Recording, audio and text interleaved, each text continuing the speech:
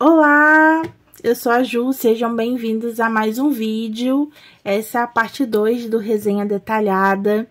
E o oráculo que a gente tá, olhando com a lupa e vendo direitinho cada ponto é o oráculo Caminhos de Hecate. E a gente vai fazer uns exemplos de tiragem com ele hoje, agora, nesse momento. Então, já saiu o vídeo que a gente destrinchou aí os significados, né? Eu vi os significados através do livreto, mas eu dei as minhas observações, as minhas contribuições, como eu enxergo ali cada símbolo e como que eu, faço para poder me conectar com esses simbolismos. E agora a gente vai botar na prática através de leituras. Ela não dá nenhuma tiragem, como eu falei antes, em específico, mas ela dá dicas, né? Como utilizar o oráculo. Ela fala, a interpretação pode ser feita com uma carta, então pense na questão, concentre-se e tire uma carta. A interpretação pode ser realizada tanto pelo significado da carta, quanto pelo conselho que a carta traz, que foi o que a gente falou também. Todas as cartas trazem uma explicação de sua relação com Hecate, significando na interpretação uma mensagem da carta. Então, a gente pode utilizar a intuição, a palavra-chave, a gente pode utilizar a historinha que ela conta em relação com Hecate, ou a gente pode usar a mensagem da carta que tem aqui para poder responder a questão. A segunda indicação que ela dá é a interpretação com 3 cartas. Pense na questão, concentre-se e retire 3 cartas que devem ser lidas sequencialmente. Neste caso, a melhor forma de interpretar é pelo significado de cada carta, que unidas traz um contexto para a situação questionada. Ao analisar o significado de cada carta, cria-se uma narrativa que conta a história da situação. Então, lê, em linha. E a terceira sugestão é possível fazer a leitura também de forma intuitiva, uma vez que você possui uma conexão com Hecate e suas associações, deixa fluir sua intuição para a mensagem da deusa. Ou seja, leia como você sentir, a partir da sua conexão. E 4, utilize as cartas em suas conexões com Hecate como um portal de comunicação com a deusa. Então, aqui não é uma leitura, mas fica um convite para você usar em seus rituais ou até mesmo para conversar com a deusa. Enfim, vamos fazer, então, o exemplo que ela deu. Primeira tiragem de uma carta. Vamos colocar uma questão específica, tá? Eu vou dar exemplos. Quais exemplos que eu vou dar? De perguntas que vocês mais fazem, Então, uma pergunta que sempre fazem é: o que o fulano está pensando sobre mim? Fulano, fulana. O que fulano e fulano está pensando sobre mim? Não deu nenhuma informação, não sabemos se está junto, se está separado. Então, vamos ver o que fala aqui. Tirar uma carta.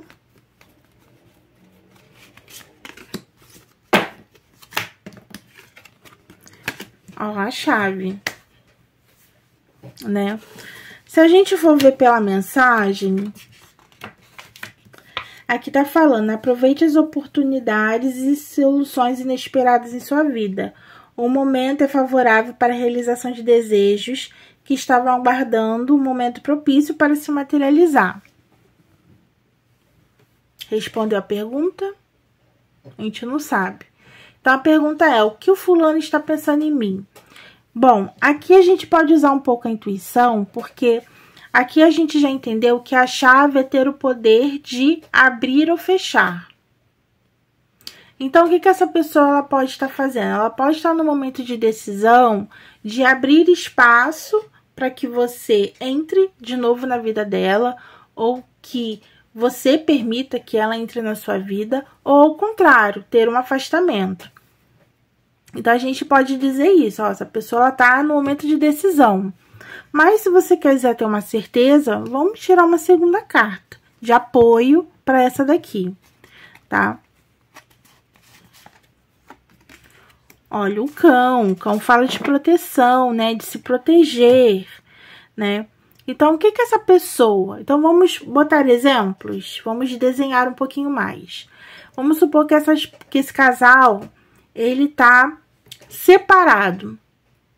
Então, eu vejo que há desejo de distância. Essa pessoa não quer contato, né? Essa pessoa não quer contato, ela quer se proteger, ela fechou as portas, ela não quer. Agora, se esse casal tá junto, né, e brigou por algum motivo, mas não rompeu definitivamente, aqui fala de fidelidade. Então, o que aconteceu não vai fazer com que haja uma separação, porque o que aconteceu aqui vai fazer com que essa pessoa continue do seu lado. Então, o que essa pessoa está pensando de você?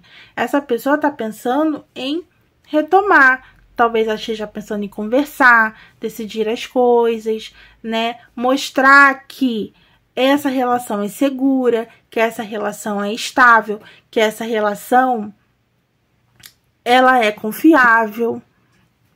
Porque o cão, ela traz essa coisa de proteção e reforça o fechamento aqui. Então, se tiver afastado, é afastamento. Se tiver junto, tá tudo certo. Vai se unir novamente, porque tem a fidelidade aqui. Então, é necessário ver o contexto. O contexto ajuda. Mas uma segunda carta deu auxílio para a primeira. Então, a gente já pôde ver que é uma forma também interessante de fazer a leitura, tá? E também dependendo da pergunta, essa é um tipo de pergunta que não é objetiva.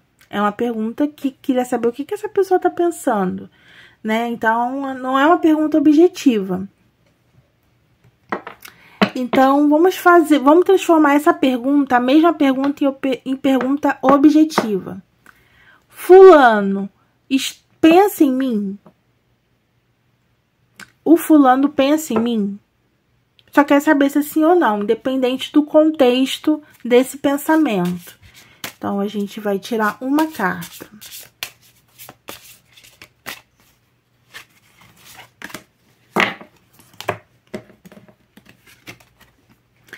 Saiu a chave. De novo. Então, aqui, a pessoa pensa em mim é sim. Aqui eu já utilizo a abertura. Sim, pensa em você, né? Porque a ação, né? Eu associo a chave à ação, né? Essa pessoa, ela pode abrir a chave da mente dela ou fechar, né? Ela só quer saber se pensa ou não e não quer saber o que é, só quer saber, olha, fulano pensa em mim? Pensa, né? Ele abre a mente dele para permitir que pensamentos sobre você fluam. Então, é um sim, certo? Então, eu interpretaria dessa forma. Vamos ver 3 cartas agora. Vamos ver uma situação...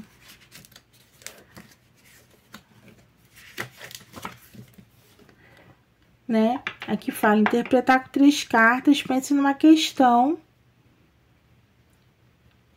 Beleza. Então, vamos fazer esse exemplo com 3 cartas, certo? Vou afastar um pouquinho, tá muito perto. Então, vamos lá. Vamos pensar numa situação aqui hipotética.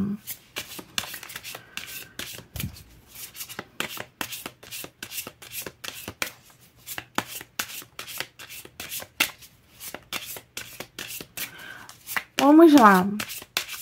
Vamos sair da vida amorosa, né? Vamos para a vida profissional. Você vai fazer uma prova. Você quer saber se vai se sair bem nessa prova. Seja vestibular, seja concurso. Vamos ver o que as cartas vão dizer, tá? Lembrando em situação hipotética, certo? Vamos tirar 3 cartas. Vamos abrir aqui o leque. Tirar a carta 1, carta 2, carta 3.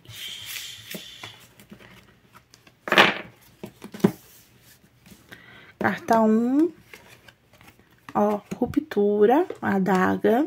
Carta 2, Artemisia, intuição. Carta 3, a iluminação, a tocha. Beleza. O que essa carta fala aqui pra mim, né? Eu perguntaria pra pessoa, tá estudando? Tá estudando? Porque assim, se a pessoa simplesmente não começou a estudar, ela só quer saber pra ver se vale a pena se inscrever e fazer a prova. Olha, pra vocês verem, quando a gente pede o contexto, para vocês verem como que é importante, porque existe uma gama de possibilidades numa leitura. Então, vamos supor que a pessoa 1, pessoa 2, mesmas cartas. A pessoa 1, ela diz assim, olha, eu quero fazer a prova. Só que eu não tenho certeza, eu quero saber se vale a pena me inscrever, pagar a inscrição, estudar durante todo esse período, abrir mão das coisas que eu gosto para poder passar. Se foi esse o caso, eu diria que não vale a pena. Porque essa pessoa, a não ser que essa pessoa se dedique profundamente a isso e que ela não mude o rumo, tá? Porque se ela já tá em dúvida, ela já tá cortando as possibilidades dela. Ela não tem certeza se vai, ela já tá tirando do caminho dela essa possibilidade, ela já tá tendo dificuldade de pensar em coisas que ela vai precisar tirar da vida dela para ela poder se dedicar, né? E a intuição, talvez a intuição dela, para ela estar fazendo essa pergunta, já esteja dizendo, olha, acho que você já está perdendo seu tempo, porque você não sabe o suficiente, talvez você não aprenda o suficiente, então talvez não seja benefício você fazer essa prova. Será que a intuição dela já está falando isso? E ela só está fazendo essa leitura para confirmar? Então, eu diria que não. Agora, se for uma pessoa que já tá estudando há muito tempo, que já tá dedicada, que já pagou a prova, que já tá, tipo, nossa, eu estou dedicada, a minha vida toda foi para passar nessa prova, eu sei que eu vou passar, eu quero passar, eu quero saber se eu já tô no caminho certo. Eu diria que sim, né? Eu diria que sim. A adaga aqui não seria uma ruptura, apesar de estar ruptura, pode ser ruptura da antiga vida para a nova, pois ela segue aqui para uma iluminação, né? Então, ela segue a intuição dela, ela sente dentro dela que aquela vaga é dela, independente de quantas vezes ela vai reprovar para chegar até ali, é aquilo que ela quer. E toda experiência é um aprendizado. E com isso vira a intuição também. Então, aprendizado e intuição. Então, ela não tem receios de cortar o que é necessário, principalmente o medo, os receios, para poder seguir. Então, se é uma pessoa que está decidida, ela vai passar. Aqui tá muito positivo para que ela passe, tá? Então, essa adaga aqui pode significar ali uma colheita. A colheita, olha a plantinha aqui para colher, né? Colher os frutos desse estudo, colher os frutos dessa intuição, daquilo, da experiência que ela tem, para que ela possa chegar no caminho da iluminação, do caminho do resultado que ela quer, tá? Então, para esse caso é um sim, tá? Por isso que a gente precisa analisar a situação para a gente entender o que o oráculo tá falando pra gente, tá bom? Então, fica aqui os exemplos, né? Esses foram os exemplos dados pela autora. Mas a gente pode pegar um exemplo... Vamos fazer um comunzão? Passado, presente e futuro?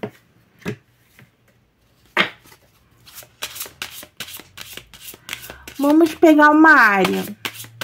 Quero saber se minha vida financeira vai melhorar, como que tá. Então, vamos supor que o consulente fez essa pergunta sobre o financeiro. Então, vamos pegar aqui o passado, presente e futuro. A gente vai analisar carta por carta. Presente, futuro. E se surgir a oportunidade, a gente tira o conselho, tá? Então, o passado desse financeiro é a sombra obsidiana. O presente é o crânio, os ancestrais. E o futuro é as oferendas. Olha só, que interessante, né?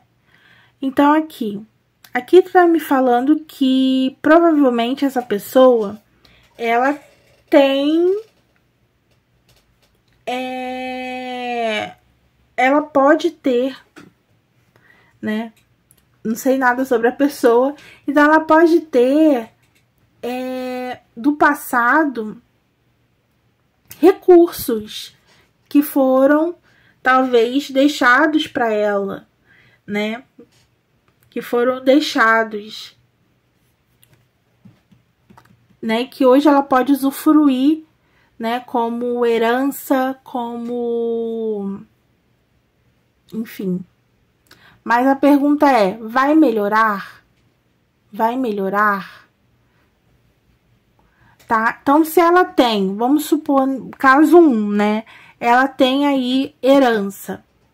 Talvez ela precise se desfazer de algumas questões de herança, ou objetos, vender, ou propriedades, se isso não é dinheiro, enfim, né? Abrir mão disso, que tá ali protegido, para poder ter resultados. Então, melhora, né?